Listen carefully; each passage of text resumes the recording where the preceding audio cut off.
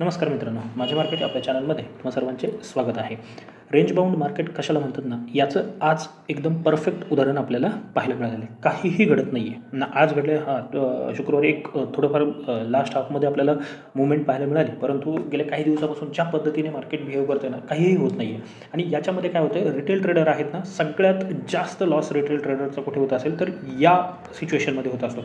कारण का प्रत्येक वेळेस इथे अपसाईड वाटते आहे, इथे डाऊनसाईड वाटते आहे, इथे अपसाईड वाटते, इथे डाऊनसाईड वाटते आहे. आणि ही मुवमेंट इथपर्यंत झाल्याच्या नंतर लक्षात येतात की आता एक ब्रेकआउट आलेला आहे, आपण ट्रेड प्लॅन करूयात. ऑप्शनचे प्रीमियम थोडे वाढायला सुरुवात होतात, पुन्हा लॉसमध्ये जातात. सेम सिच्युएशन इथे आता शूटिंग स्टार बनली आहे. इथे पोझिशन बनेपर्यंत एक स्पाईक आलेला असतो छोटा मोठा प्रीमियममध्ये, आणि पुन्हा त्याच्यामध्येच अडकून राहतो. बेस्ट वे काय आहे, इथे बाजूला बसून राहा, एखाद दुसरा ट्रेड करा. एस एल हिट होतोय असं दिसलं, मार्केट रेंज ब्रेक करत नाही असं दिसलं, बाहेर बसा. सगळ्यात बेस्ट उपाय काय असेल तर तो हाच आहे. तुम्ही कितीही चांगला ॲनालिसिस करा, कॉल साईडचे ट्रेड घ्या, पुट साईडचे ट्रेड घ्या. तुम्ही जर सेलर असाल, ऑप्शन सेलर असाल, तर तुम्हाला थोडीफार चांगली संधी या मार्केटमध्ये मिळत आहे. आता आपण पाहूयात पुढे काय होऊ शकतं, हे सगळ्यात महत्त्वाचं आहे. आता सगळ्यात महत्त्वाची जी न्यूज मार्केटमध्ये येऊ शकते ती आहे टेरिफची.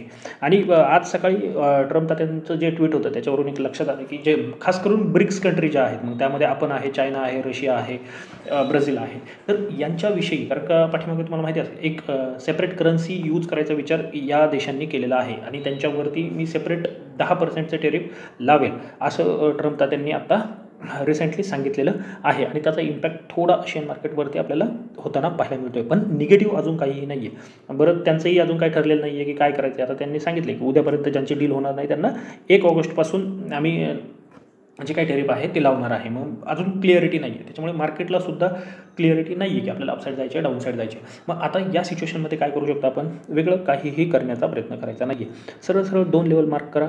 एक वरती आहे 500-520ची लेवल, आणि डाऊनसाईडला जी लेवल आहे ती आहे 360-380ची लेवल. हा जो झोन याच्यामध्ये जोपर्यंत आहे ना, 360-380 याच्यामध्ये जोपर्यंत आहे काहीच करायचं नाही, अवॉइड करायचं आहे. क्लिअरली मार्केट अवॉइड करायचं आहे. कदाचित इथे येऊन हा ट्रेड मिळेल, पण या ट्रेडच्या अपेक्षेने काय होतं आहे, खूप जास्त एस एल हिट होण्यापेक्षा हा एक ट्रेड मूव किंवा एक मूव जो असेल, किंवा इथे येऊन इथे सपोर्ट घेऊन वरती जाईल, हा मिस होऊ द्या. किंवा छोट्या क्वांटिटीने तुम्ही ट्राय करा, 20-25 पॉईंटचा स्टॉप लॉस, 20-25 पॉईंटचा स्टॉप लॉस दोन्ही साईडला, तर तुम्ही या साईडवेज मार्केटला ट्राय करा, अदरवाईज अवॉइड करायचं. मग ट्रेड कुठे प्लॅन होणार आहेत, जर याच्या बाहेर पडलो, कोणत्याही बाजूला बाहेर पडू द्या, जर डाऊन साईडला पडलो तर तुम्हाला एक डाऊन साईडचा चांगला ट्रेड प्लॅन करता येऊ शकतो. जर अपसाईडला बाहेर पडलो तर एक चांगला ट्रेड अपसाईडला प्लॅन करता येऊ शकतो. एक्स्ट्रा सांगण्यासारखं किंवा करण्यासारखं दुसरं काहीही नाही आहे. फक्त डेलीवरती एक प्राईस ॲक्शन तुमच्या लक्षात येईल, एक चांगली मुवमेंट, आणि त्याच्यानंतर एक छोटासा पुलबॅक आहे. आता हा पुलबॅक आहे की मार्केट इथून डाऊन साईडला जाते की अपसाईडला जाते हे पाहणं महत्त्वाचं आहे. म्हणजे ही जी लेवल आहे ती ब्रेक झाली, इथे नाही आहे, ही इंट्राडेसाठी आहे, डेलीमध्ये किंवा विकली ॲनालिसिसमध्ये डिस्कस केलेली आहे ती लेवल. जर ती लेवल ब्रेक झाली तर तुम्ही अपसाईड पाहू शकता.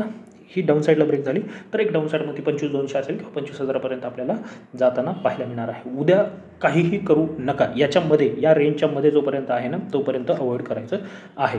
आता उद्या सेन्सेक्सची जी एक्सपायरी आहे तिथे सुद्धा काय होतं आहे, प्युअर साईडवेज मार्केट आहे, पण एक्सपायरी आहे.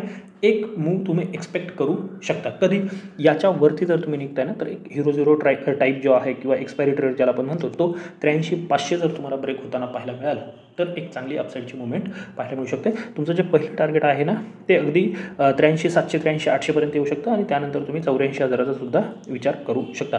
डाऊन साईड याच्या खाली एक्सपायरीला खरं तर ट्रेड तुमचा इथे बनला पाहिजे 83,150 ब्रेक होताना, पण उद्या एक्सपायरी आहे म्हणून 83,300 या लेवलवरती फोकस करा.